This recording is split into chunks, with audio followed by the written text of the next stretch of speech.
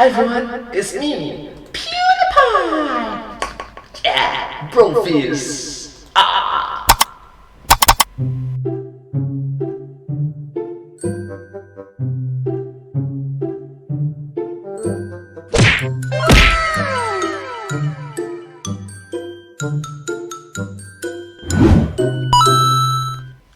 Hello everyone, welcome to this video. In this video, I'll be reacting to one of the videos from the YouTube channel, the game Theorists, and I'm a huge fan of their work. I hope that you will like this video as well. This video is about PewDiePie! So yeah!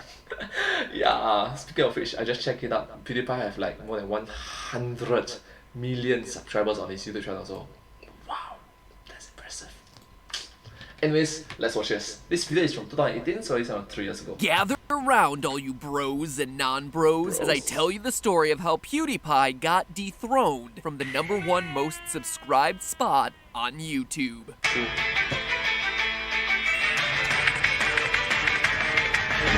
Dun, dun, dun, dun, dun.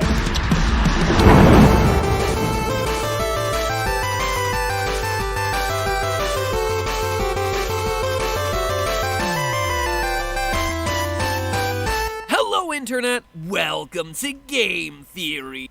Hello, welcome to Game Theory. Whoa, that's impressive.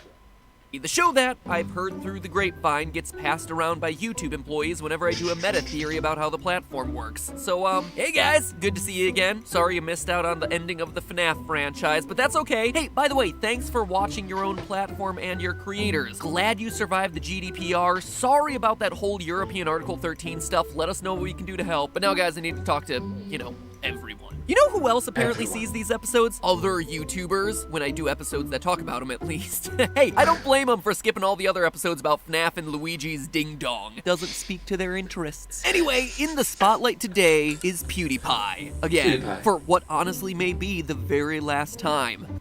No. PewDiePie is still very big in the year 2021. So, yeah, this video is from 2018. Yeah.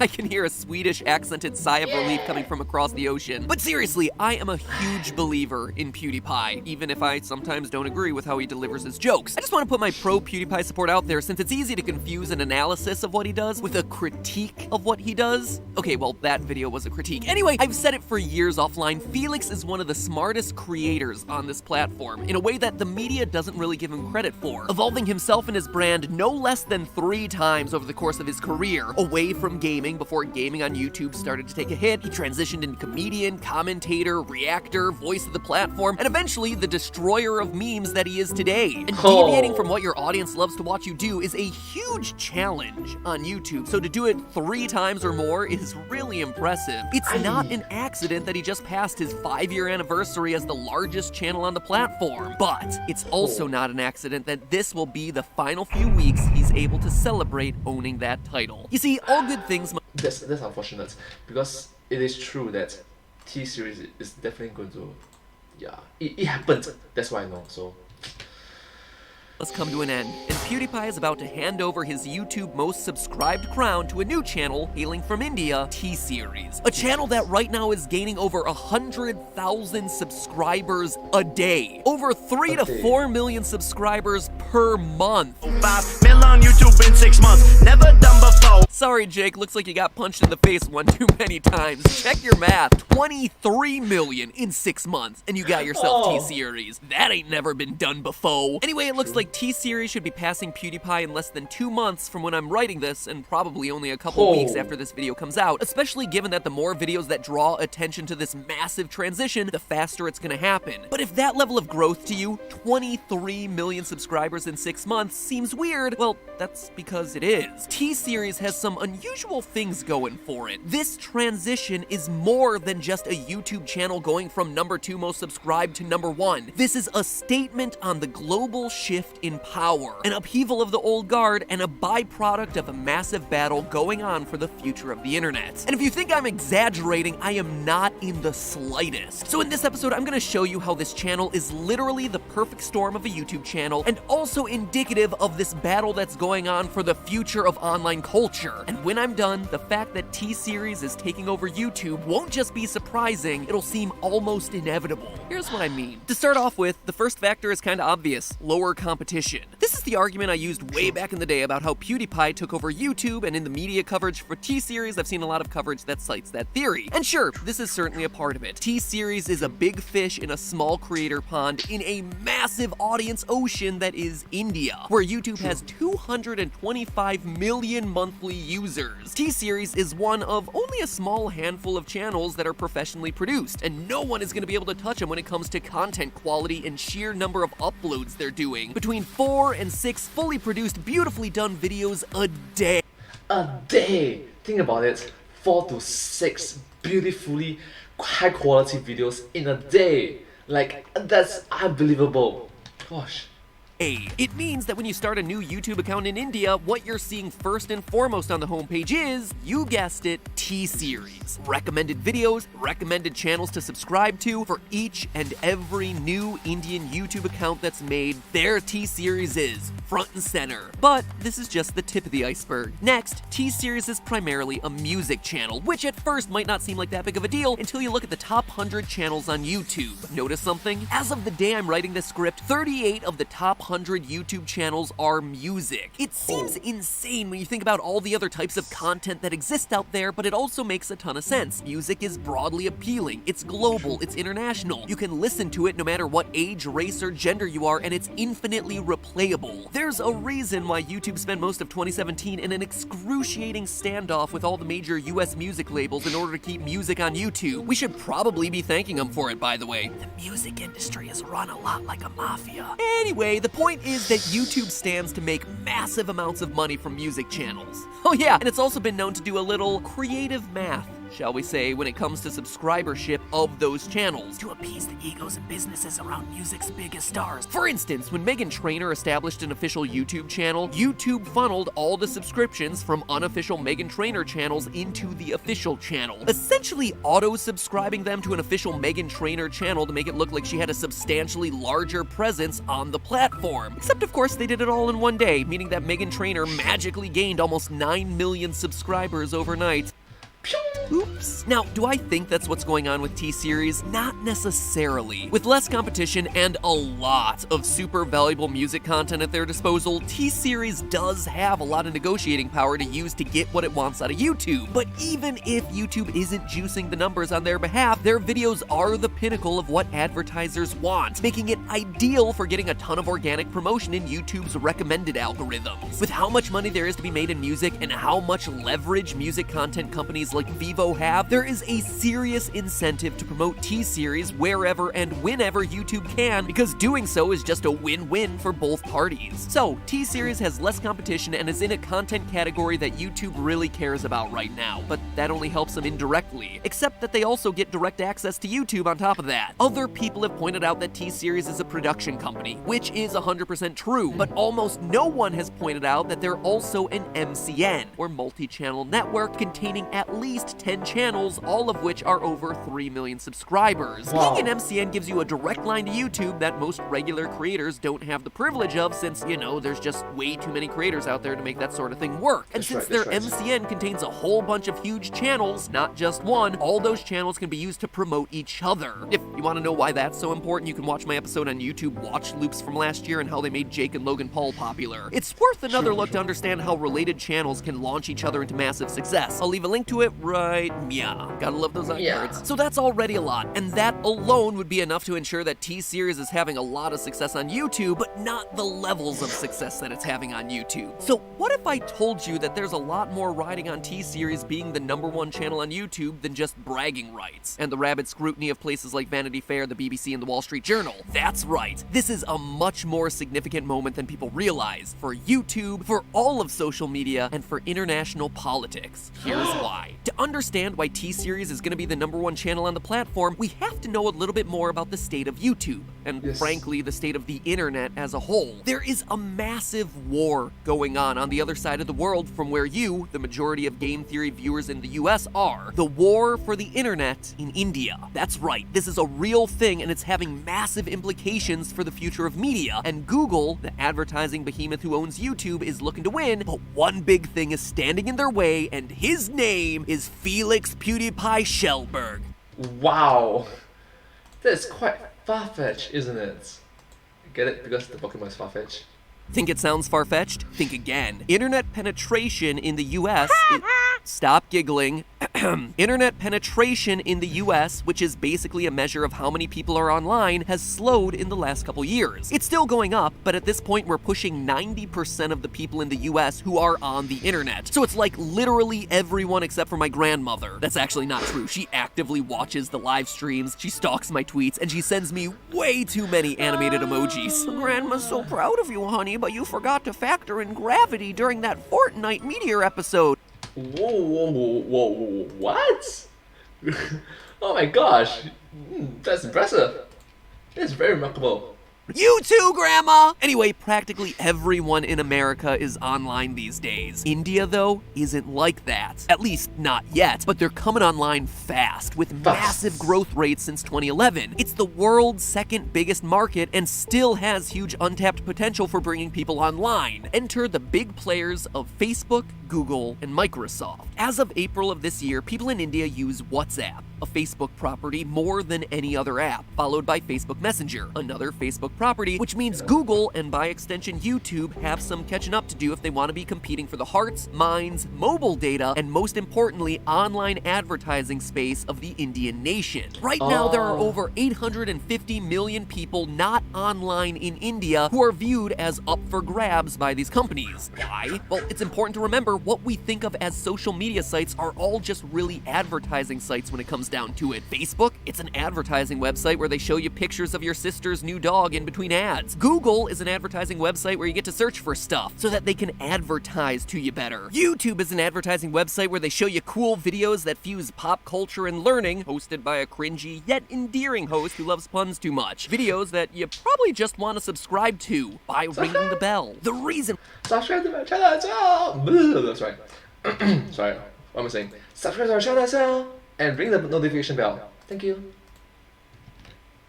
Why it's so important for YouTube and Facebook to be appealing to Indian internet users is because the bigger the user base for those apps, the bigger the advertising base they can tap into. And while YouTube is behind Facebook at the moment, if the top channel on YouTube is a native Indian creator, or at the very least features content created by native Indian creators, the site all of a sudden becomes a much more Indian-friendly platform, at least based on statistics and in all of the PR press coverage about YouTube. These companies are going after the Indian market so aggressively that Indian media is actually calling Google, Facebook, and Microsoft digital colonists because they're invading the country like actual Europeans did 200 years ago. And you might be asking yourself, what's wrong with getting Facebook and YouTube in India? Everyone should be able to watch Jeffree Star drive a hot pink Rolls Royce. I know, I get it. The thing is, it gets really complicated. To win over users, Google, Microsoft, and Facebook are offering stuff like free internet or free data with stuff like Facebook's free basics program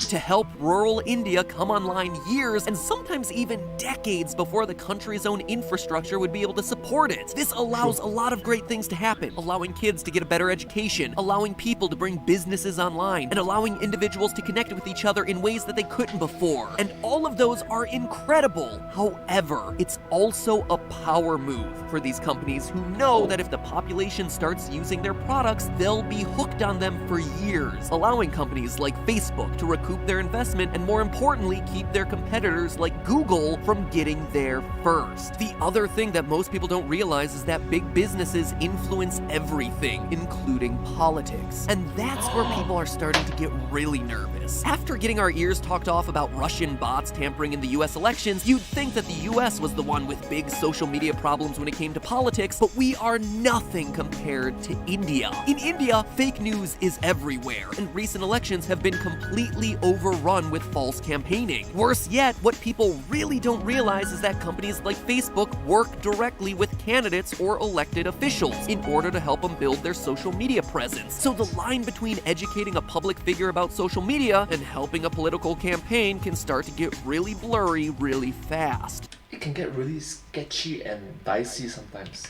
The black and white line can be very grey sometimes. For instance, quote, in India, the company Facebook helped develop the online presence of Prime Minister Modi, who now has more Facebook followers than any other world leader. End Wow. quote. Working directly with the platform makes a huge difference. And doing favors for big world leaders also puts these huge companies in a good position to negotiate when it comes to laws that help them. On top of that, if the people of your country really love a company or a service, it makes it really hard to regulate those companies. Imagine if the US government tried to pass a law that limited the hours a day that you could use Facebook or YouTube. It would have no chance. Those sites are too important in people's lives at this point. So the long story short, there is huge money and influence to be had from any social media company who can embed themselves in a country. And in this case, the country on everyone's mind is India. In order to get that money and power though, Google needs to start ingratiating itself to the users of India, which means Google Plus. Just kidding, it's YouTube. But in order to do that, they need to make YouTube a priority in India. Or rather, they need to make Indian YouTube a priority in India. If you're like me and you follow all of YouTube's social handles and literally see every customer complaint ticket they address, you know they've been eyeing India for a long time. Back in 2014, YouTube started India Fan Fest, where they brought creators from around the world to a major city in India. In 2017, it was Mumbai, to talk, perform, and meet fans on the ground. It seemed like a weird move given that in 2014, India only had 16 channels over 1 million subscribers. Compare that to the top 100 channels in the US back then, all having 3.5 million subscribers and over. But FanFest wasn't meant to serve a huge fan base at the time, it was meant to grow one. Events like FanFest made it clear that YouTube cared about Indian creators, but more importantly, it cared about inspiring Indian viewers to watch and Indian creators to develop and grow their own audiences in the country. As of 2018, FanFest is expanding to all the Tier 1 cities in India. Using the same build it and they will come mentality, YouTube also built a full production space in the Bollywood film district in Mumbai, giving any creators in India access to production equipment, space, resources, and film school style classes. As a result, India now has 5 channels in the top 100 most subscribed on YouTube and 12 channels out of the top 100 in the most viewed category. That means having over 7 billion views. And at this point, I'm sure you're saying, okay, great, everyone wants viewers in India, but what does that have to do with T-Series? Speaking of which, I'm from Singapore. Have that.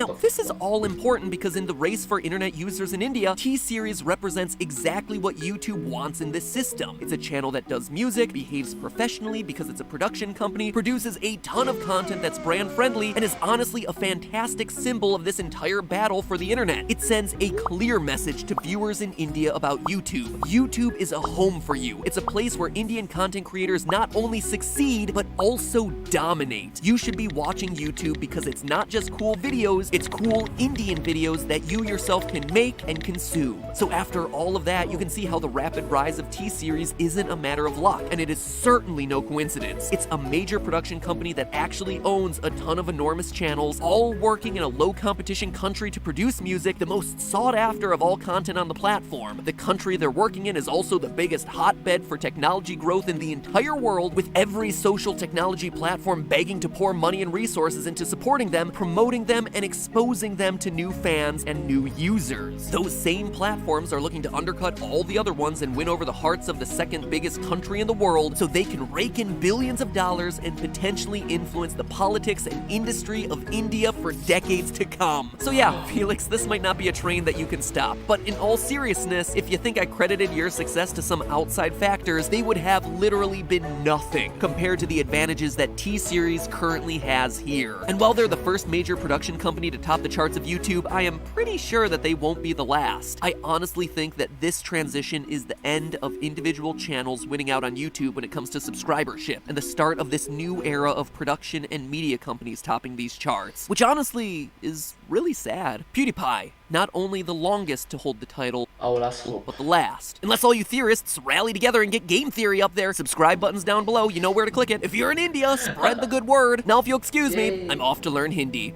But, wait, actually, I need to address a bit of drama that headed my way in context of this episode. Felix, I get that the video I did on you 5 years ago bothers you. I still hate it, and I think he should delete it. You think that I pegged all of your success on your status as an international channel, or that you somehow circumvented the system. The thing is, at the same time I made that video, I was actively working in YouTube analytics. Not at YouTube, but as a consultant for some of the biggest channels on the platform. And I saw the effects of being a successful international channel. I saw it in the data time and time again. English-speaking international channels would cross over into the US very easily, giving them huge views in their home country and in the US. But US channels trying to cross outward into a different country had to hit a certain threshold of views in that country before something in the data just flipped like a switch, and then suddenly views started to pour in from that new part of the world. In your video, you even describe seeing this for yourself. When I started off doing YouTube, there was a lot of ways to poke through the system. You describe American channels cheating the system of YouTube at the time. What people did was they would set their channel as Swedish,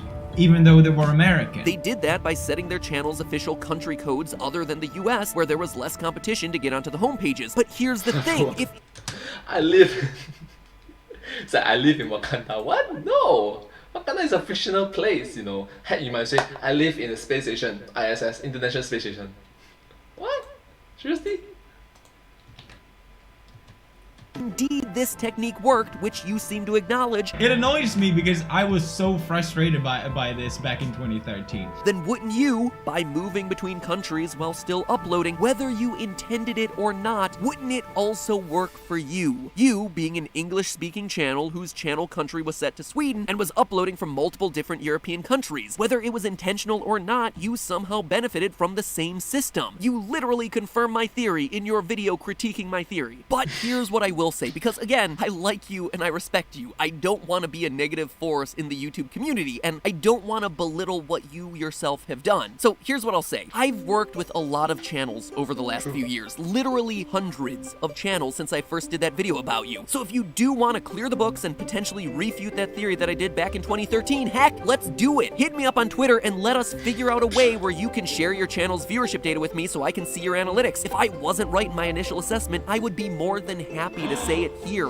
or anywhere. 100% serious. Because the thing is, if I'm not right, then your data is going to be really interesting. And frankly, I would be learning something cool about your channel and about how YouTube worked in 2013, and I'm sure it's a story that a lot of people would be interested in. It was an important culturally shaping moment, so that data and that story is really important to tell correctly. And honestly, there's nothing to lose on your end. At worst, I just keep the video up and I don't do a correction theory. To me, learning something new would totally be worth it, even if it means publicly admitting that I was wrong.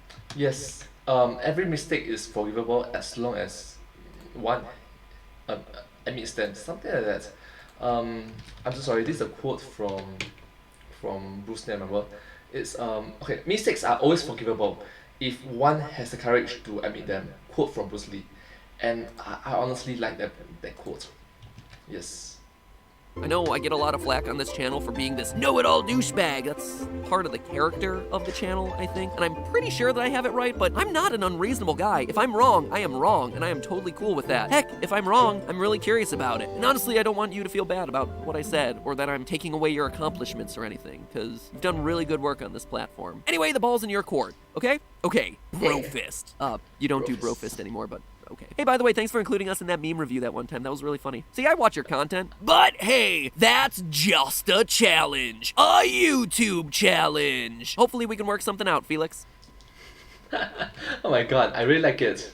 Anyways, I hope that you like this video as much as I did, because this is very interesting with PewDiePie, Theorists, and the game Theorists. Awesome, with Matpat involved as well. So yeah, awesome. I hope that you will watch more videos from their channels. And yeah, thank you so much for watching this video. If you don't like this video, please watch my channel as well. Thank you. My channel, thank you. And yeah, if you do like my videos, please consider to like, share, and subscribe to my channel. And comment down below if you have anything to share with us. And also follow my channel. Thank you. And yeah, I will see you next time. But hey, that's just a theory, a game theory. Thanks for watching.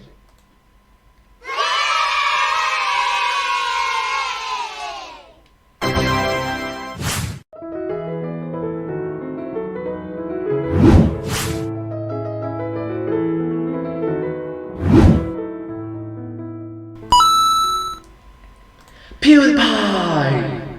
T-Series! The game Theorists!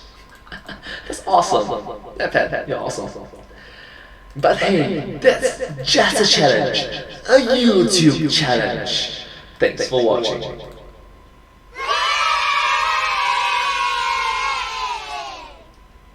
Bro face!